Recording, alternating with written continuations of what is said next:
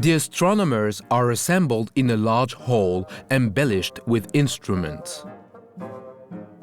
The president and members of the committee enter.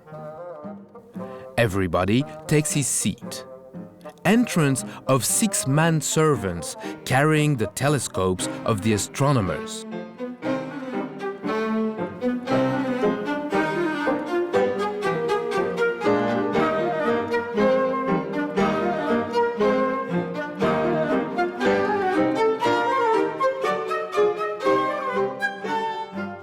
The president takes his chair and explains to the members his plan for a trip to the moon.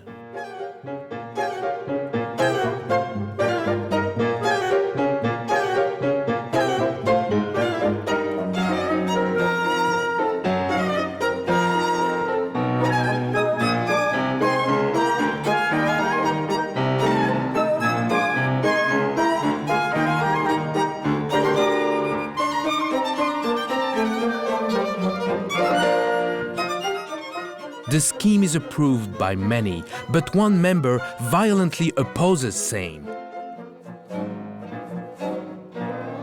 after some argument, the president throws his papers and books at his head.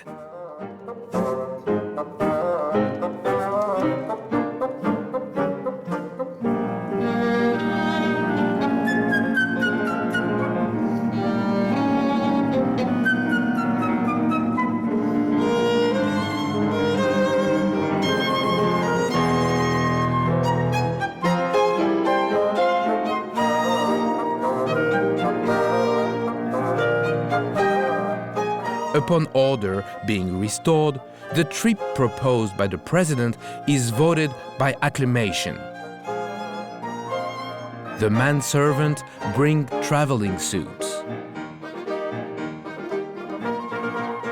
President Barbon-Fouilly selects 5 colleagues to accompany him: Nostradamus, Alcofribas, Omega, Micromegas, and Parafaragamus.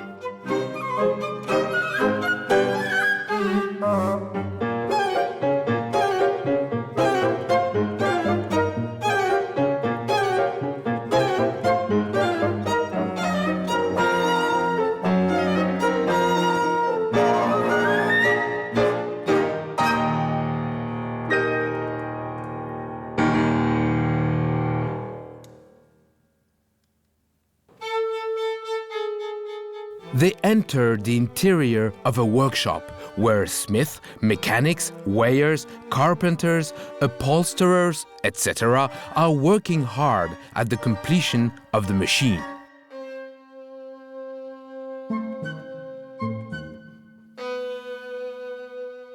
Micromegas accidentally falls into a tub of nitric acid. A workman informs the astronomers that if they would ascend to the roof, they will witness a splendid spectacle, the casting of the gun.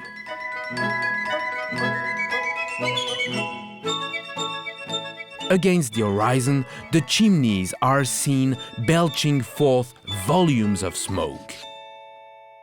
Suddenly, the flag is hoisted. At the signal, a mass of molten steel is directed from each furnace into the mold for the gun. The mold pours forth flames and vapor.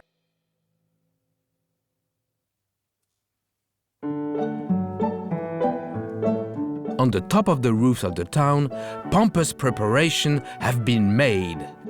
The shell is in position ready to receive the travelers. These arrive.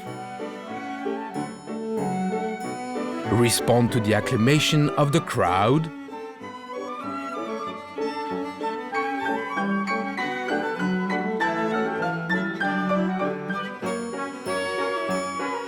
And finally, enter the shell.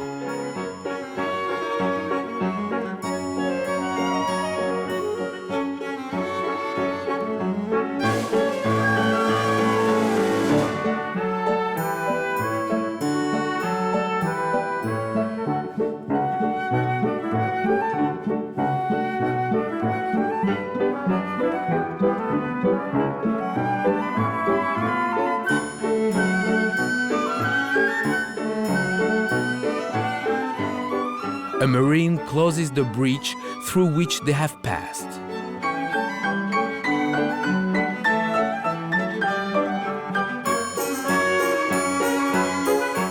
A number of gunners are now pushing the shell up and incline into the mouth of the gun.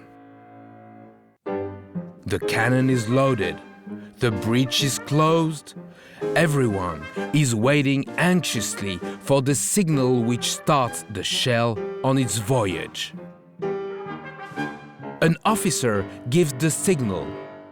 The gun is fired, and the shell disappears into space.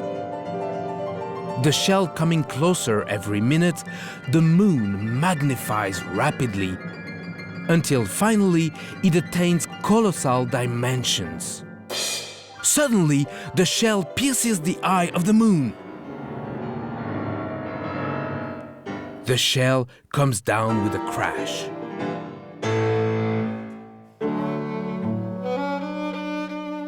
The astronomers get out and are delighted at the landscape, which is new to them.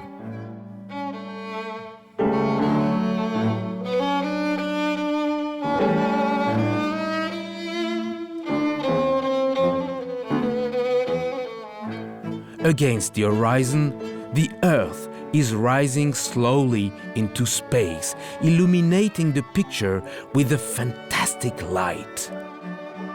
The astronomers see craters everywhere.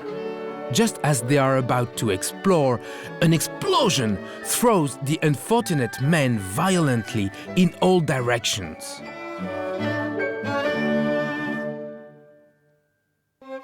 The astronomers show sign of fatigue after the rough trip they have just had. They stretch themselves out on the ground and go to sleep.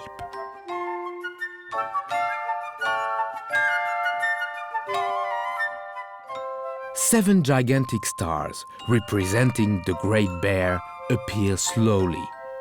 And out of the stars come faces of women who seem annoyed at the presence of these intruders in the moon. Then, the stars are replaced by a lovely vision of Phoebus on the crescent, of Saturn in his globe, and of charming young girls holding up a star.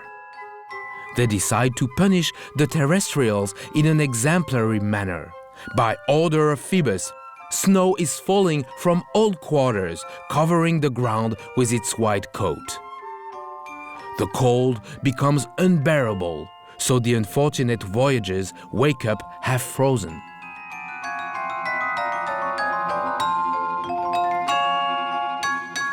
They decide, without hesitation and in spite of the danger, to descend into the interior of a great crater in which they disappear one by one whilst the snowstorm is still raging. The astronomers arrive into the interior of a most curious grotto filled with enormous mushrooms of every kind. One of them opens his umbrella to compare its size with a mushroom, but the umbrella suddenly takes root and, transforming itself into a mushroom, starts growing, attaining gigantic proportions. The astronomers suddenly notice strange beings coming out from underneath the mushrooms while making singular contortions. These are the Selenites, or inhabitants of the moon. A fantastical being rushes on an astronomer who defends himself, and with a stroke of his umbrella, the Selenites burst in 2,000 pieces. But the Selenites are arriving in numbers. The astronomers are captured, bound, and taken to the palace of the king of the Selenites. On a splendid throne surrounded by living stars, the Selenite king is seated.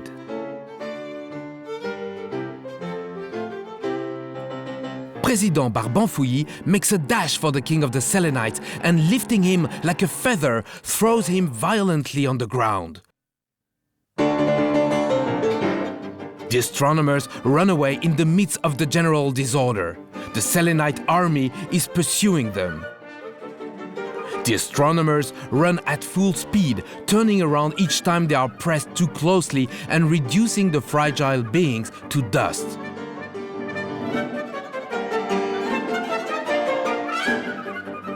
At last, the astronomers have found the shell and quickly shut themselves in the interior. Thanks to the advance they have succeeded in getting over their adversaries, only one, the president, has been left behind. He rushes to the rope, which hangs from the point of the shell, and letting himself slide down the rope, he gives it an impetus which causes the shell to fall off the edge of the moon.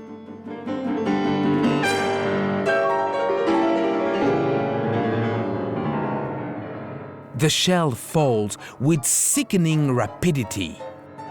The sea appears.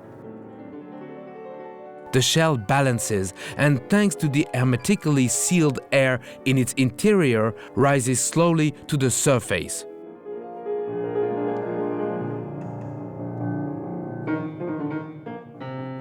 The shell is picked up by a steamer, which tows it to port.